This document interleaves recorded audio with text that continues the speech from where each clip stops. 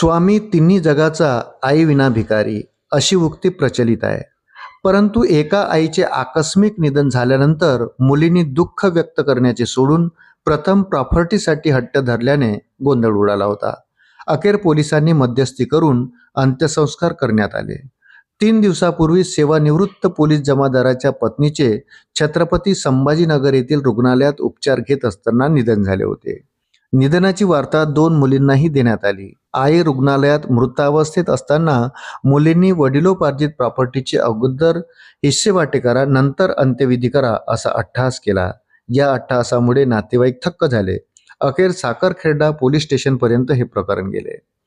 ठाणेदार गजानन करेवाड यांनी छत्रपती संभाजीनगर येथे शवविच्छेदन करण्याचा सल्ला दिला. दोन्ही मुलींना समजावून सांगितले. पोलीस बंदोबस्तात त्या मातेवर अंत्यसंस्कार करण्यात आले. त्यानंतर ज्या मुलीला आईच्या दागिन्याची माहिती होती ती दागिने घेऊन निघून गेली. बाकीच्यांना मात्र आईचे दुःख व्यक्त करण्यातच वेळ गेला. आई वडील गेल्यानंतर सर्वाधिक दुःख हे मुलींना होत असते.